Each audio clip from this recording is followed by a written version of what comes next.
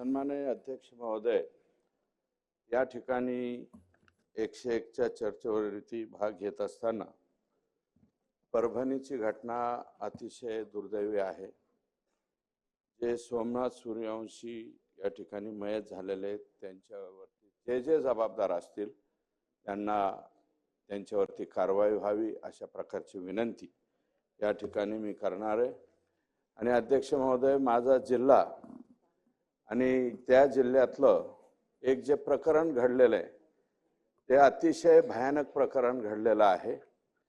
अतिशय क्षुल्लक कारणावरून, हे क्षुल्लक कारण नाही अध्यक्ष महोदय, जी आहुदा कंपनी आहे या कंपनीच्या अधिकाऱ्यांनी स्टेटमेंट केलंय 2 महिन्यापूर्वी त्यांना एका तालुक्यात बोलावून घेण्यात आलं होतं आणि तिथं सांगितलं होतं, मागितले होते 2 कोटी रुपये आणि त्या 2 कोटी रुपयामधले काही मला वाटतं जो आवश्यक निधी होता तो 2 महिन्यापूर्वी दिला होता, पण उरलेला आवश्यक निधी जो आहे तो मागण्यासाठी शुक्रवारी विष्णू चाटे हे राष्ट्रवादी काँग्रेस पक्षाचे तालुक्याचे अध्यक्ष यांनी हे जे मुलं आहेत सुदर्शन घुले व इतर 5 हे मस्साजोगच्या त्या आहुदा कंपनीच्या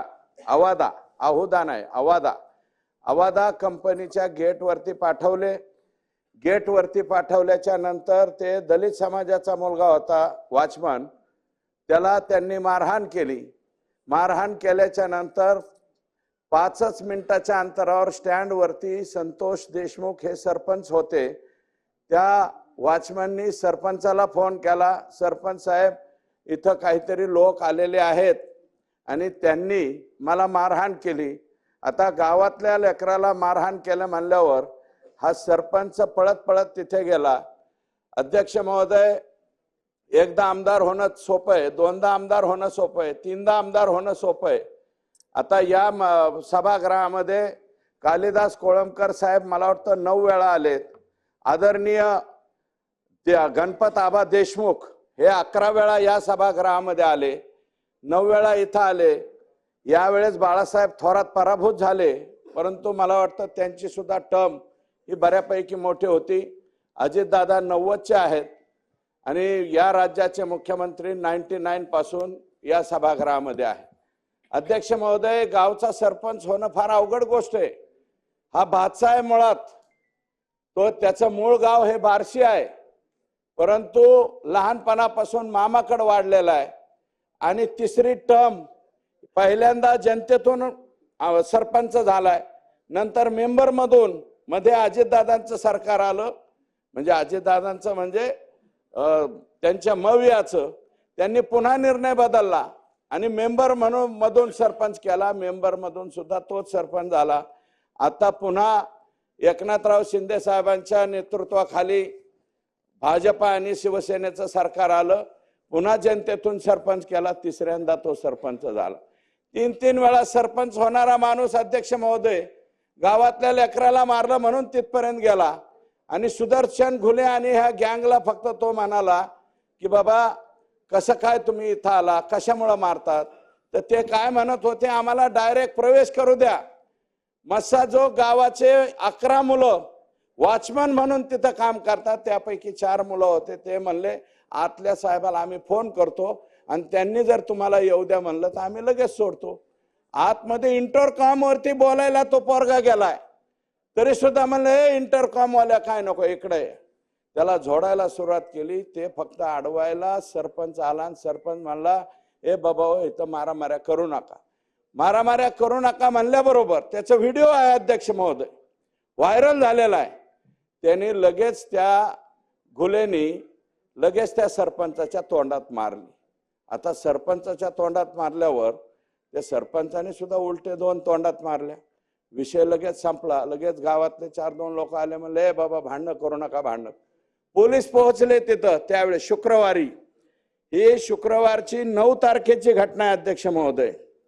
9 तारखेला पोलीस गेले, हे सगळे घुले, प्रतीक घुले, केदार एक आडनाव आहे आणि बाकी काय जे नाव आहेत ते आरोपी सगळ्यांना पोलीस गाडीमध्ये बसवलं, ते गेले। हे दलित समाजाचा मुलगा गेला अध्यक्ष महोदय आणि त्यांनी अॅट्रॉसिटीची केस दाखल करण्याचा प्रयत्न केला। माझं म्हणणं एवढंच आहे, कंपनी गेली फिर्याद दाखल करायला की आम्हाला एक्स्टॉर्शन म्हणजे खंडणी मागायला आलेत। शुक्रवारी कंपनीची फिर्याद दाखल करून घेतली नाही अध्यक्ष महोदय। दलित समाजाच्या त्या मुलाची अॅट्रॉसिटीची केस दाखल करून घेतली नाही, कारण ऍक्च्युअल जातीवाचक शिवीगाळ तिथं झालेली होती आणि ती व्हिडिओ मध्ये सुद्धा दिसते अध्यक्ष महोदय। ते व्हिडिओ एकदा चेक करून बघावा अशा प्रकारची माझी विनंती आहे। तर कोणाचा फोन आला, विष्णू चाटे तिथे लगेच तिथपर्यंत पोहोचले। हे आरोपींना घेऊन जाऊस्तोवर ते तालुका अध्यक्ष तिथे आले। तालुका अध्यक्षाच्या म्हणण्यावरती ह्या फिर्यादी थांबलेल्या नाहीत अध्यक्ष महोदय। यांचा कोण आका आहे, ज्या आकाचा ऐकून त्या दलित समाजाच्या लेकराची फिर्याद घेण्यात आली नाही अध्यक्ष महोदय। त्या कंपनीची फिर्याद, आहुदा नावाची जी कंपनी आहे आवादा, त्या कंपनीची सुद्धा फिर्याद शुक्रवारी घेतली नाही। अत्यंत किरकोळ अध्यक्ष महोदय, अत्यंत किरकोळ काहीतरी एनसी घेतली आणि या लोकांना लगेच सोडून दिलं। 9 तारखेला मी SITची मागणी केली, ते पुढे बोलतो ना त्याच्यावरती। आकाच शोधतोय आम्ही, तुम्ही जसं म्हणताय तसं ह्या आकाच्या शोधात आम्ही सुद्धा आहोत अध्यक्ष महोदय। त्या दिवशी अत्यंत साधी फिर्याद घेतली आणि ह्या लोकांनी लगेच त्यांना तिथून बाहेर काढलं। दुसऱ्या दिवशी अध्यक्ष महोदय, शनिवार रविवार त्याचे व्हिडिओ बाहेर आलेत अध्यक्ष महोदय। हे भोसले नावाचे जे तिथले PS आहेत, हे सुदर्शन घुले नावाचा जो मेन आरोपी यातला, जो मारहाण करायला होता, त्याला मोटरसायकलवर घेऊन पूर्ण शहरामध्ये फिरत होता आणि पूर्ण शहरात फिरून काय म्हणत होते, संतोष देशमुख आलाय का म्हणले। तर तो बिचारा एवढं झालं म्हणून त्या दिवशी घरीच बसला, रविवारी सुद्धा घरी बसला। परत ते महाजन नावाचे कोण तिथले PI आहेत, त्यांच्या बरोबर हे पोलीस स्टेशनच्या गाडीमध्ये फिरत होते। सोडून तर लगेच दिले, त्यांना कसल्याही प्रकारचं हजर वगैरे काही केलं नाही, लगेच सोडून दिलं। आणि सोमवारी अध्यक्ष महोदय यांनी अगोदर काय सांगितलं, जी क्लिप दिसते हॉटेलमध्ये अध्यक्ष महोदय, सुदर्शन घुले मेन आरोपी आणि भोसले नावाचा तो PSI, दोघ जण चहा पित होते। त्याचा जो भाऊ आहे धनराज, धाकटा भाऊ, त्या धाकट्या भावाला यांनी बोलवून घेतलं। तो पलीकडे चहा पित होता, त्याला म्हणले इकडे काय झालं त्या दिवशी असं तसं। ते म्हणले आदल्या दिवशी म्हणले असं असं झालं बुवा, त्यांनी सरपंचाच्या तोंडात मारली, मग सरपंचाने पण त्याच्या तोंडात मारली आणि मिटलं म्हणले। पण तरी म्हणले काय आपण उद्याच्याला मिटवू, तुम्ही या। तरी हे म्हणलं बाबा ठीक आहे, आम्ही माझ्या भावाला सांगतो, तो माझ्यापेक्षा थोरलाय, त्याला पाठवून देतो। दुसऱ्या दिवशी सोमवारी अध्यक्ष महोदय सकाळीच संतोष देशमुख ह्याला गेले केजला, जेव्हा मिटवायचं म्हणून पोलीस स्टेशनला गेले। चेक करा, त्याचं लोकेशन सुद्धा चेक करा। म्हणले भोसले साहेब मिटवायचं ठरलं होतं, मिटवायचंय का म्हणून तिथं गेलं, कोणीही आलं नाही। पोलीस स्टेशनला म्हणले नाही मिटवायचं, आणि तो गाडीत त्याचा आत्ते भाऊन ते दोघ जण आले।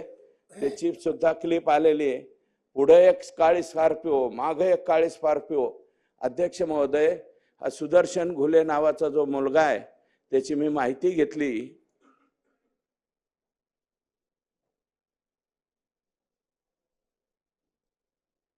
अध्यक्ष महोदय, सुदर्शन घुलेचं 4 का 5 का 6 पत्र्याचं घर आहे।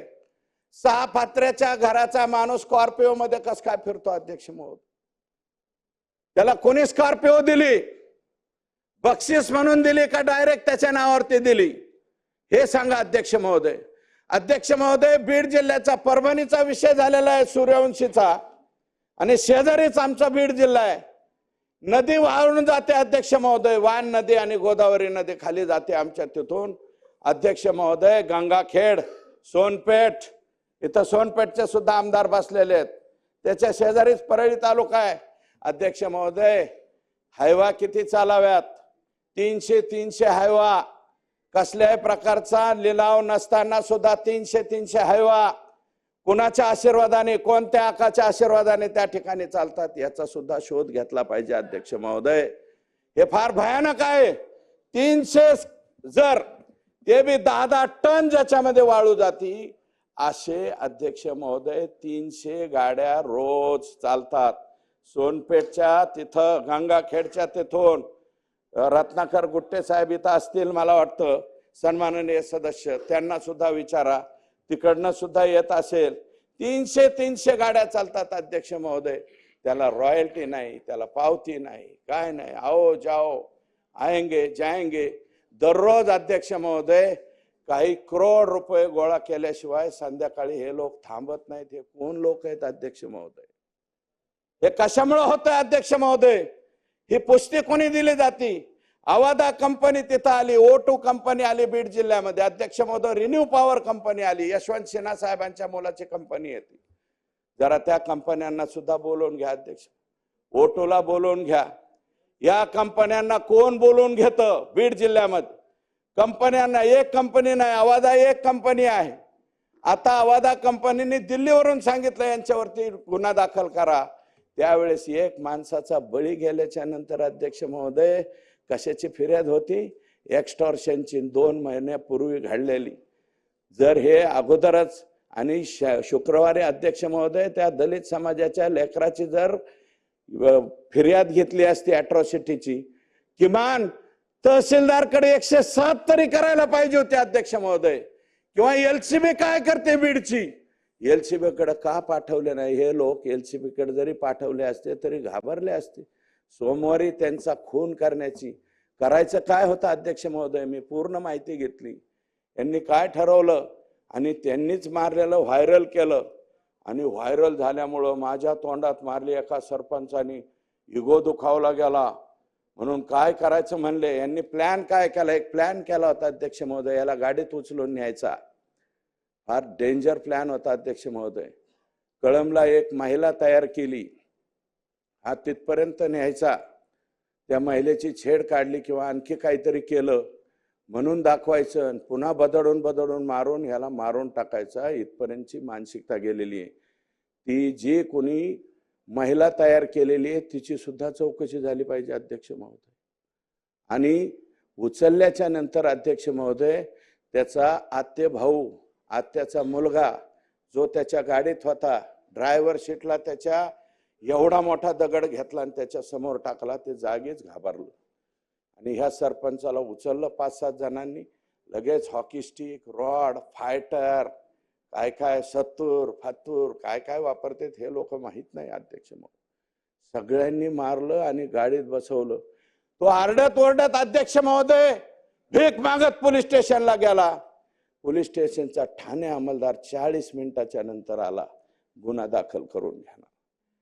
महाजन नावाचे जे पोलीस आहेत, मी महाजनांच्या वरती फार टीका करणार नाही, कारण त्यांनी लगेच गाडी काढली आणि कोणत्या तरी एका गावाच्या दिशेने निघाले. विष्णू चाटे आणि या सरपंचाचा भाऊ जो क्लिप मध्ये दिसतोय अध्यक्ष महोदय, आज टीव्ही वरती बोलतोय, 36 कॉल झालेत अध्यक्ष महोदय. 36 पैकी 35 कॉल ह्या मुलांनी केलेत, भावानी. माझ्या भावाचा प्राण घेऊ नका हो, त्याला सोडून द्या. आणि विष्णू चाटे सांगतोय 20 मिनिटात तुझा भाऊ घरी येईन, तू घाबरू नको. परत कॉल केला, 20 मिनिटात तुझा भाऊ परत येईन, घाबरू नको. आशेने फोन करत राहिला हो अध्यक्ष महोदय आणि त्याला मारलं. मी डॉक्टरांना, ज्या डॉक्टरांनी CS ला विचारलं, छोट्या मोठ्या डॉक्टरला नाही, जिल्ह्याच्या CS ला विचारलं अध्यक्ष महोदय. ते जे पाठ फोटो दिसतोय ना अध्यक्ष महोदय संतोष देशमुखला मारलेला, अरे ज्या प्रत्येक माणसाला हार्ट आहे त्या प्रत्येक माणसाला वाईट वाटणार आहे त्याची पाठ बघून. 1 इंच सोडा अध्यक्ष महोदय, 1 mm सुद्धा जागा शिल्लक ठेवली नाही हो. इतका बेरहमीने मारला त्याला. किती बेरहमीने मारला जरा बघा ना अध्यक्ष महोदय. आणि अध्यक्ष महोदय जो मारहाण करताना त्याला व्हिडिओ कॉल करून दुसऱ्याला दाखवलाय.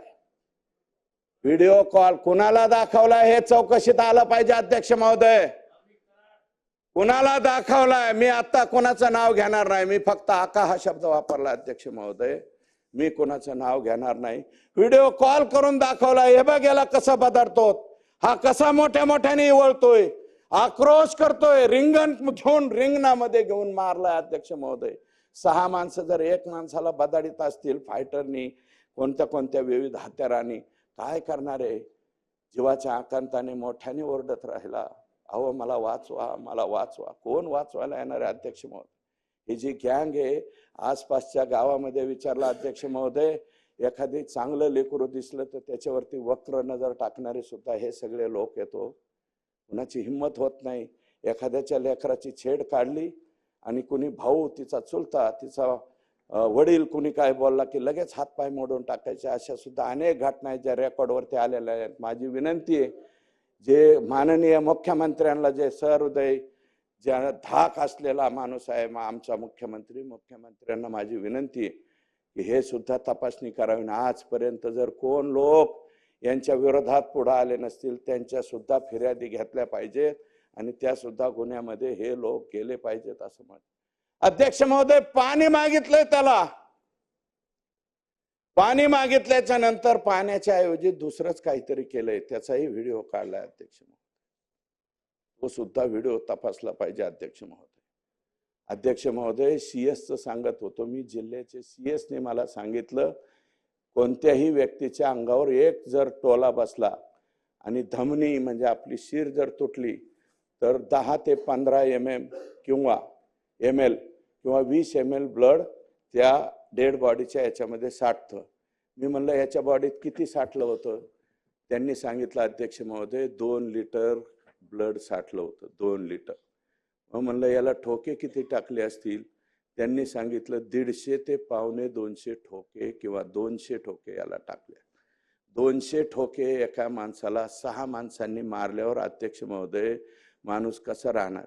अरे तुम्हाला खूनच करायचा होता तर टायरच्या खाली घालायचा, त्याला एखादी गोळी घालायची, कारण गोळ्या बिळ्या तर यांच्याकडे 100% असणार. अध्यक्ष महोदय, 1200 का 1300 लायसन आहेत आमच्या बीड जिल्ह्यात. माननीय मुख्यमंत्री महोदय, लायकी नसणाऱ्यांकडे बी ती असं दाखवणार आहे, म्हणजे इथं दिसतं ना ते असं घालते पिस्तूल, ज्यांच्याकडं लायसनची गरज नाही असे माननीय मुख्यमंत्र्यांना विनंती करतो, आजच कलेक्टरला सांगा आणि ह्या सगळ्यांचे पिस्तूल काढून घ्यावं.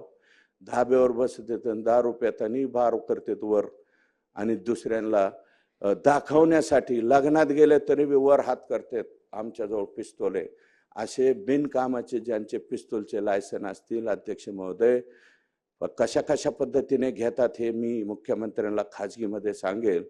परंतु 1200 ते 1300 लायसन मला वाटतं कोणत्या जिल्ह्यातून, मुंबईत तरी आहेत का नाही कोणाला ठाऊक, मुंबईत असतील का नाही मला नाही माहिती. लायसनधारी पिस्तूल किती असतील आशिषजी? आणि आमचा जिल्हा नेमकं काय, गँग्स ऑफ सफेपूर काय करून ठेवलंय अध्यक्ष महोदय?